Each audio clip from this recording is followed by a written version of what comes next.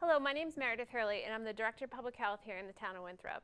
We're here today to talk about the rapid increase that our town and towns all across the Commonwealth are experiencing around e-cigarettes and vaping. E-cigarettes and vaping have seen a marked increase, particularly among youth, whereas the U.S. Surgeon General just this past December declared it the latest public health epidemic. Currently, the latest statistics are that 37 to 38% of our high school students are reporting use. This is unprecedented that we've seen this rapid of a rise in substance abuse in the past. Here with me today is Edgar Duran, who runs the Metro Boston Tobacco-Free Community Partnership, which is housed in Health Resources in Action, a public health nonprofit. He works on tobacco and nicotine prevention and cessation in 16 cities and towns, including Winthrop. He provides informational presentations on tobacco and nicotine products, as well as tactics used by tobacco companies and vaping companies. He also assists in the recruitment of chapters for the 84 movement, provides presentations on quitting tactics to organizations, staff members, and service providers to build capacity. In addition, he also works with cities and towns on evidence-based tobacco policies and more. I'll turn it over to you. All right. Hello, everyone. My name is Edgar Duran. I run the Metro Boston Tobacco-Free Community Partnership, housed in Health Resources in Action. I know, a mouthful. The partnership is funded through the Department of Public Health, specifically the Tobacco Cessation and Prevention Program. The Department of Public Health, the Massachusetts Department of Public Health, funds 8 community partnerships across the state. My region, I do cessation and prevention work in 16 cities and towns, which include Winthrop. Today, we're going to be talking about why we're here, the different types of tactics used by the tobacco and vaping industry, which I use separately because not all vaping companies are owned by tobacco companies, the different types of products, and give some resources about and suggestions on what you can do as adults. So first, I want to talk about nicotine and the adolescent brain. The brain does not stop developing until about the age of 25. For reference, I'm 25, so my brain is now technically fully developed. When nicotine is introduced to a developing brain, it actually changes the way it's supposed to form, warps it, makes it so it's a little bit different, doesn't develop in the appropriate manner as it would have. That's because nicotine is a highly addictive substance. Studies show that it is almost as addictive, if not as addictive, as heroin. When nicotine is introduced into a developing brain, it can prime the adolescent brain for addiction to other substances. It can cause behavioral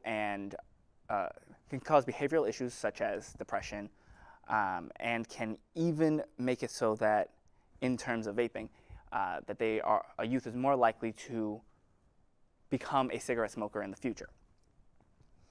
In fact, when a youth who is addicted to nicotine,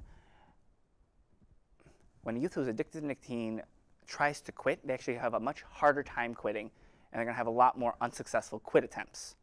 So, for that reason, we want to try to keep youth away from these e-cigarettes for as long as possible, preferably forever if we can. So, now we're going to talk about the different tactics. So, the tobacco and vaping industries always use 3 different types of tactics. You have sweet, cheap, and easy to get. For sweet, when I first started drinking coffee, I put a bunch of sugar into it. Now I can drink the coffee basically black. Same thing can be said with tea. Because the sweet flavors flavors being the #1 reason that youth actually use these tobacco products, we know that it actually acts as an introduction to tobacco products for these youth. In 2009, we banned the sale of flavored cigarettes, excluding menthol. This was because it was extremely attractive to youth and proven to be targeted towards youth. That did not touch smokeless tobacco like dip and chew. It did not touch cigars and the little cigars, and it did not touch vaping products. What we have been able to know is that younger people are also more likely to use these flavored products. As you can see on the chart, as people get older, they are less likely to be using flavored products. We also know that for people who are under the age, for 12 to 17, most have reported that the reason that they use the different types of tobacco products is because of flavors. That's the number one reason that they use these products. The most popular being e-cigarettes.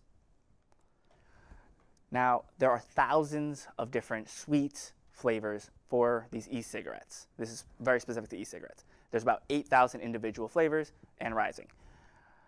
They can come in things like chocolate, vanilla, strawberry. They can even have flavors reminiscent of different types of cereals like Fruity Pebbles. Or they can have concept flavors, like, for instance, this one I have here is Naked Unicorn. It's a concept flavor. With Naked Unicorn, I had to call to actually know what the flavor was. It is strawberry cream, just for reference. Now, we know that flavors are extremely appealing to youth. They're the number one reason that they're using these tobacco products, and the flavors actually make vaping seem like it's harmless, when in reality, vaping is not harmless to anyone who has never smoked or used a tobacco product before, and especially dangerous for youth. Now, because of these sweet flavors, 142 cities and towns in Massachusetts have passed policies that restrict the sale of flavored tobacco products. Now, what this does is it moves all flavored tobacco out of all the other stores that aren't specifically designated as adult-only tobacco retailers. It makes it so that it reduces youth access and exposure to these products, but still makes it available for adults who wish to use them. Now, cheap. We know that youth are extremely sensitive to price changes. We know that there are a variety of different sales and discounts that you can get for vaping products, which makes it so that youth are more likely to have an impulse buy. When I purchase a t-shirt on an impulse, I like to try to make myself wear it maybe once or twice just because I spent the money. Now, once or twice with a tobacco product, that could be that 1 or 2 times that causes a nicotine addiction. So to try to curb cheap prices previously with cigars, 174 cities and towns have passed sales to restrict the sale of cheap single cigars. It made it so that to purchase one single mini cigar or cigarillo, it is $2.50, and for 2 or more is $5. In Winthrop, the average price for a single cigar is $2.63. So we've seen that these price increases have been extremely effective. For every 10% increase to a cigarette price, we've seen a 7% decrease with youth use. And currently, because of these rising prices and the taxing that we've done, we've currently got a state youth smoking rate of 6.4%, which is great. We've been doing a great job and really pushing for a reduction in youth use. So easy to get. Right now, you can buy these tobacco and vaping products everywhere, with the exclusion of flavors in Winthrop. With the exclusion of flavors in Winthrop, they are at gas stations, corner stores, convenience stores. You can buy them online for vaping products. Their availability everywhere actually sends the message that this is okay for youth to use, that this is safe, that this is fine, that it's okay for them to use it, when in reality it's not. We also know that youth that are exposed to these tobacco products are more likely to start smoking and using them than their peers who aren't exposed to them as frequently. I am 25 and I don't go to convenience stores as frequently as I did when I was a youth. When I was a youth, I would go almost daily right after school. Because of the exposure and wanting to reduce youth exposure to these products, because it leads to youth use, 123 cities and towns have capped the number of retail licenses that they allow in their city. For example, they'll say that they're only going to have, just going to throw out a number, 50 stores, 50 tobacco retailers. Some have even gone beyond and said they're going to double cap it, so out of the 50 tobacco retailers that they have, they're only going to allow 5, I'm just throwing out a number, adult-only tobacco retailers. Winthrop does have this policy. And currently, there are 119 cities and towns that have prohibited issuing new tobacco licenses within 500 feet of a school, again, to reduce youth exposure to these products. Winthrop also has this, which is great. So there's some good news and some bad news. The good news is our strategies are working. Our policies are working. All the work that we've been doing has been driving youth use down. But the bad news is that the vaping and tobacco industries are still using the exact same tactics that they've used before, the sweet, cheap, and easy to get. Now, as you'll see on this chart, as the vaping industry has increased their spending on tobacco advertising their products, we've seen an increase in youth use. This shows that if there's like some sort of there's a correlation. There's a relation between the amount of exposure that youth have had to these products and how much they're actually using them. So now I'm going to talk actually about the vaping products themselves. So in 2007, 41.1% of Massachusetts high school students had ever used an e-cigarette. This means at least once. And current use of e-cigarettes, as you see on this chart, which is defined as once in the last 30 days, is higher than any other tobacco product combined. Now, it says 20.1%. I have two things that I want to say about this. First, the number 20.1% is drawn from prior to the explosion of Juul, which is the most popular e-cigarette. So the number is very likely higher now. Secondly, these numbers actually dispel a myth. The myth that all youth are using these products, that everyone's using it, when in reality it's, though high, not everyone. It does also tell us that youth find these products very appealing. So as adults, we have the perfect opportunity and ability to actually be able to talk to these youth and talk to them and dispel myths and talk to them I want to emphasize, talk with them, not at them. Talk with them about these products, what they see, what they think, and kind of dispel some of the myths that they're currently believing. So vaping is, in a sense, the inhaling and exhaling of an aerosol, often called vapor. I want to emphasize it's an aerosol, not a vapor. It's like a hairspray, so when you spray it, it just sticks everywhere. It has a variety of different names. They can call them e-cigarettes, e-hookahs, vape pens, mods, tanks, what have you. They even call them by their brand names: Juul, Blue, Bow, Fix. Variety of different names and brands. They can also come in a variety of different shapes and sizes, as you'll see in this picture.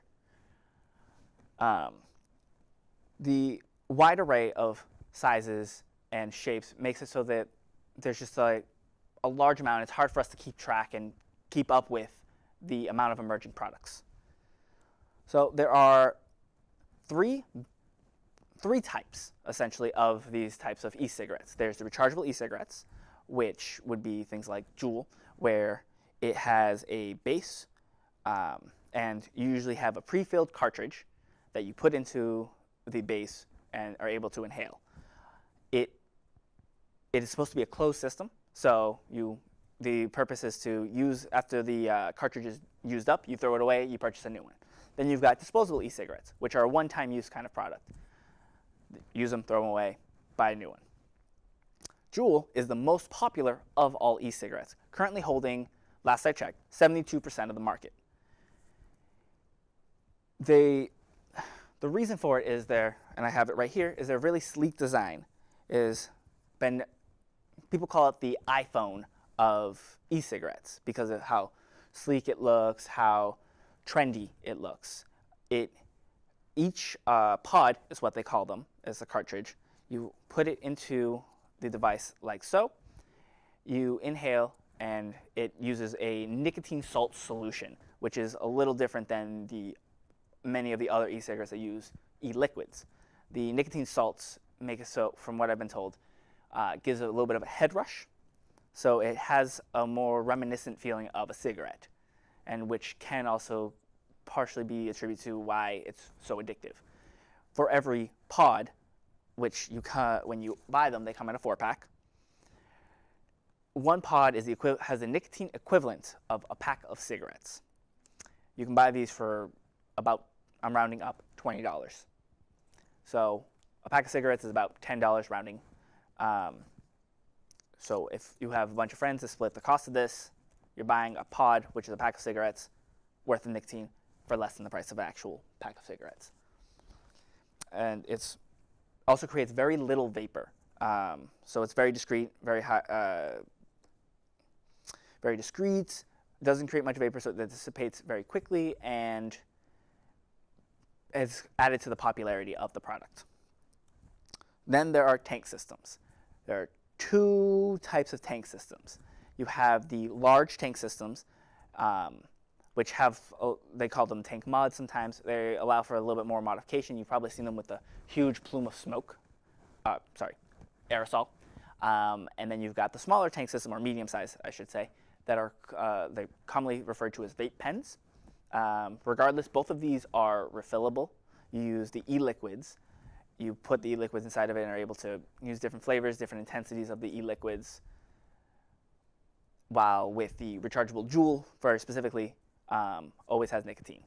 And these say that they can go to 0. So there's some differentiation there. There are, as I said before, there are thousands of different e-liquids and different flavors.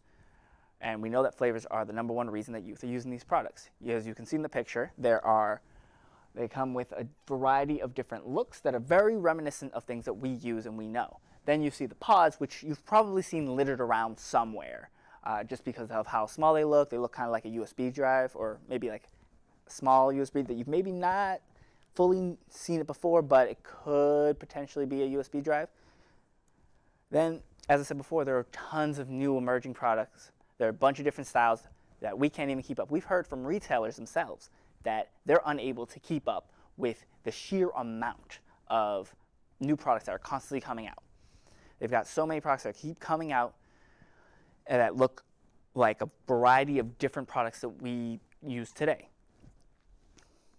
So regardless of how they look, they can be broken down into 4 basic parts. You've got the battery, which powers the device. You've got the atomizer, which heats up the actual liquid or nicotine salts to create the aerosol. You have the cartridge, which holds the e-liquids, and then you have the mouthpiece, which allows you to inhale and exhale the aerosol. And I want to reiterate, it is aerosol, not a vapor. Because it's an aerosol, it contains harmful chemicals. It has nicotine in it, which is highly addictive. It has volatile organic compounds, ultrafine particles, cancer-causing chemicals, and heavy metals such as nickel, tin, and lead, which we know are harmful to our bodies. They might not be at the same rate as that of a cigarette, but they're still present nonetheless, therefore making it unsafe. Then there are things that are flavorings that we commonly use in foods. We don't know what all these flavorings are actually going to do to our bodies because they haven't had enough research to actually study it. But the difference between our lungs and our stomach has acid that's able to break it down. Our lungs don't. There's one particular flavor that has been seen in some e-cigarette e-liquids called diacetyl. Diacetyl has been linked with a disease that causes a scarring of the lungs and the airways. It's commonly referred to as popcorn lung. This is because in the early 2000s, there were popcorn factory workers that started developing the scarring of the lungs and the airways. This scarring was then linked back to diacetyl, which was commonly used in popcorn. Since then, they've done a lot of regulations to lower the amount of diacetyl that's allowed, and a lot of regulations to protect the actual popcorn factory workers. Some popcorn makers have actually taken that out, but it's still been found in some of the e-liquids. Additionally, popcorn lung is irreversible and permanent and can get worse even when you're away from the substance that's caused it. There hasn't been any case specifically with e-cigarettes, but it's still a possibility that can happen, proven that it's dangerous. And e-cigarettes have nicotine in them almost all the time, as I said before, which is highly addictive. We can't even be 100% sure how much nicotine they have. Some e-cigarette, the FDA has found that some of the e-liquids that have said 0 nicotine, they found traces of nicotine within them. For example, this is a picture that one of my colleagues took. in the picture, you'll see it says 0 for nicotine. It's berry belts. Great, I'm just going to get some berry belts. Look on the back, this product does not contain nicotine. Awesome, I'm safe. It has no nicotine, can't get addicted. It's just flavoring, I'm getting nice flavor. But if you look at the last ingredient, it says nicotine. Now, I haven't, this was taken about almost a year ago at this point, but it is still something that has been found by some of my other colleagues. I haven't found it yet in any on the products that I currently have, but it is still a thing that can exist. So that means that we can't fully trust what is being told to us, how much nicotine is inside of these products. The FDA does have the power to regulate these, but they've chosen to hold off until 2022. So the question is, are these products safe? Now, we can tell you for certainty that they're not safe for young people, they're not safe for youth, they're not safe for pregnant women, and they shouldn't be used by anyone who's never used a tobacco product before, because of nicotine primarily and all the other chemicals, some of which we have no idea what they're going to do. Because it's unsafe, we also know that the secondhand aerosol is also unsafe because of all the chemicals that are currently in it. You're inhaling those, and then you're exhaling the exact same chemicals. So people around you are being exposed to them as well. We just don't have enough research, though, to say for certain if they're safer than traditional cigarettes. They do have lower rates of a lot of the carcinogens, metals found in cigarettes, but there's still a lot that we need to know. The next question that people usually ask me are, can these be used to vape other substances? Yes. If it is an open system, like the tank systems, you just insert whatever flavor and product that you want to put into it. You just put it right in as a liquid. For the closed systems, you're not supposed to, but there are YouTube videos that youth have made that show how to do this. So it is possible to do it. I should note that it will technically damage your device from what people have told me, but it is still something that people can do. Now, trying to figure out whether a youth is vaping is kind of difficult. One of the first signs is an unfamiliar product. You'll see an unfamiliar product. Kind of looks like, maybe, for example, with the Juul, it looks kind of like a USB drive, but not a USB drive you've ever really noticed. For example, there was a teacher that once told me that there was a student that dropped an item. It kind of looked like a USB drive to them. Teacher picks it up, looks at it. Doesn't really look like any USB drive they've ever seen before, but they're no USB drive expert. So pick it up, give it back to the youth, and say, you dropped a USB drive. After they saw this presentation, they then realized that it was a Juul or a vaping product. The next sign is an unfamiliar sweet scent. Kind of smells fruity, most likely. Maybe you didn't really hear a spritz that came from any type of perfume or cologne, but there's still this kind of sweet scent. I've heard of teachers who have turned around to write something on the board. They'll hear some snickering and they'll smell some sort of sweet scent. And though they know that a youth is most likely vaping, because all the kids know that, they can't really do anything because they don't know exactly who it was, because it can dissipate very quickly. So what we're seeing is the exact same tactics used for vaping that they used previously and still today on other products. So you can find mini cigars, you can find snus, you can find chew, dip, which are made to be cheap, sweet, and easy to get. They are located everywhere, just like vaping products. They have flavors, just like vaping products, just because in 2009, cigarettes were the only thing banned. And they're cheap, relatively cheap, so unless policies are put into place to keep them from getting too cheap. So we've seen this before, we're seeing it now. Different products, new look, but it's the exact same thing. But we have come a long way. As you see on this chart, we've seen a decrease in all areas with youth use. I want to note again that 20.1% came before the rise of Juul's popularity. So that number is almost certainly higher. But our strategy is working. We're doing we're doing everything that we can to make sure that youth use keeps decreasing until it's non-existent. So what kind of things can you do? There are a lot of things that are possible. Educate yourself. That's what you're doing right now. Know what these products look like, know about the tactics, just know what they smell like, know the laws, local and federal and state. There's the 84 movement, which I'll talk about, and then talk with your youth, as I mentioned before. So the state law. As of December 31st, 2018, across the state, it is 21 to purchase these products. There is a little exception for anyone who turned 18 prior to this date. So if you turned 18 December 30th, 2018, you can purchase tobacco forever, except in places that were 21 prior to that date. It's very confusing. But if you turned 18 on December 31st, you have to wait till you're 21. So it gets kind of confusing there, but that is the new state law.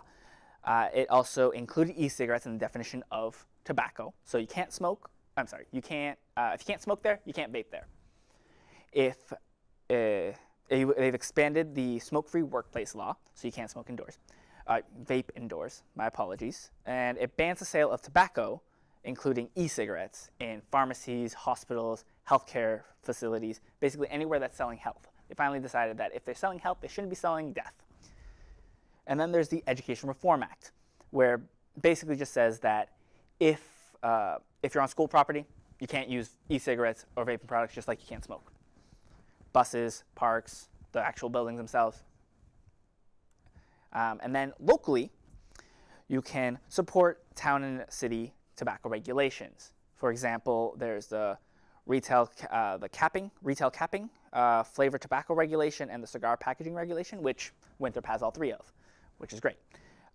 If you are interested, you can also visit makesmokinghistory.org. There's a little My Communities tab, where if you click on it, you're able to get a 2-page document that gives you statistics and facts about tobacco use in your town and compares it to the state.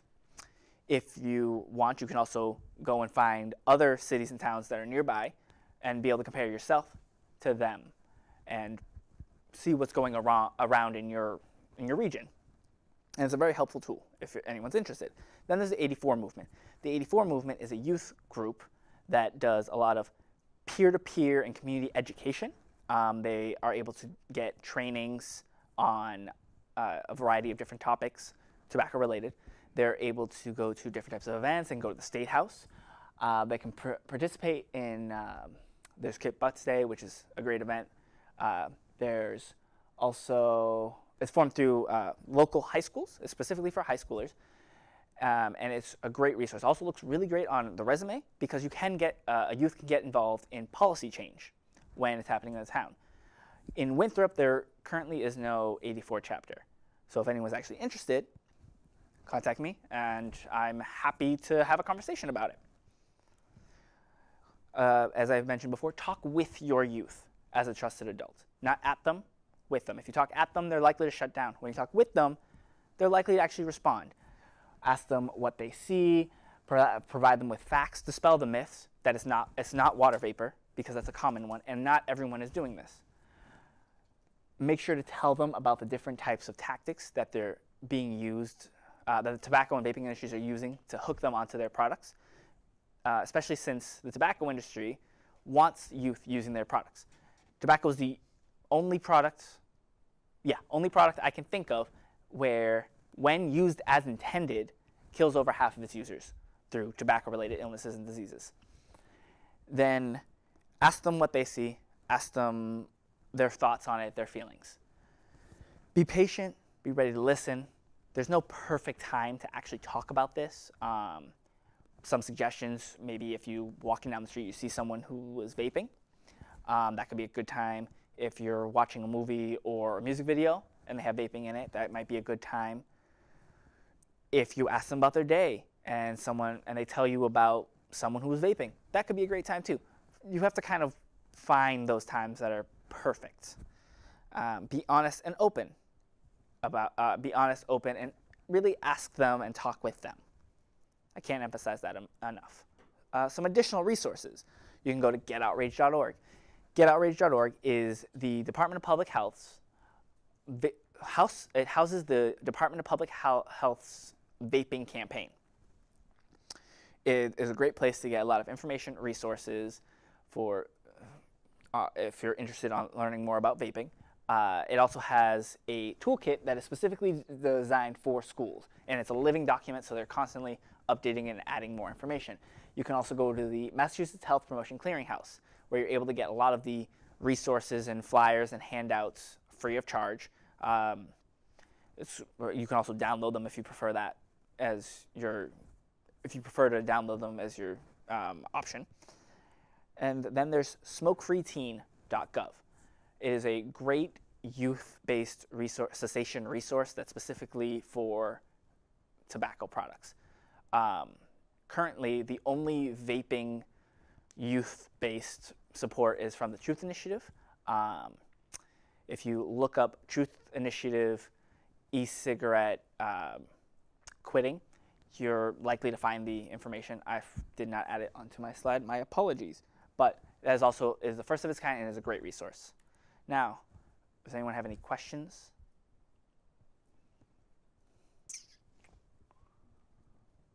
No? Okay. Some common questions that I've gotten before. Some people have talked about. Some people have heard from youth that they're actually afraid to go to the bathroom because people are constantly vaping and people get very upset with them. This is something that I've heard many times in multiple cities and towns. And with some research, a lot of kids are actually calling it the jewel room, just because of how popular of a place it is for youth to use it. A resource that some schools are implementing. They're implementing like these smoke detectors that are specifically designed to detect the vapor or the aerosol, and it'll send a live text to whoever it's connected to, so they're able to go to the area that's currently happening. Another question that usually comes up is, what are schools doing about this? For prevention, there is a, oh God, I can't remember the name. For cessation, there's some initiatives that are currently happening, not cessation. Some schools are implementing a program where basically the youth is caught vaping. They are, instead of having disciplinary action where they're expelled, because I don't think that's the best idea, just because if someone's expelled, they're able to just go and do their vape somewhere else.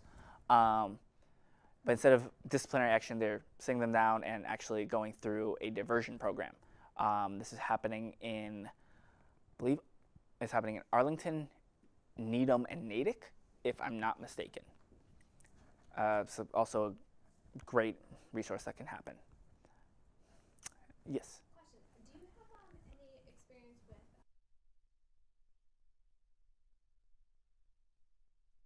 has that been deemed successful or not successful? Do you mean with vaping or tobacco in general? Either. So I don't know if much has been done with vaping because it's so new. With vaping, the Truth Initiative currently launched their first ever of its kind texting platform that specifically targets for vaping. With that, it's still very new, but I mean, I know people who have currently done it just to see what it does. At night, they'll send you a daily text asking you a question like, did you feel the urge to use your vape? And if they'll answer questions, and they'll give them like resources and tips and things that could be useful. And they can also give information for parents. On the smoking front, smokefree.gov actually has a texting portion that has actually been pretty helpful because it's like peer-to-peer. So it's more helpful than an adult just talking at a youth, being like, just telling them that they need to quit. Okay. Yeah. Thank you. No, thank you. Any other questions? Okay. Well, thank you, everyone, and have a great rest of your day.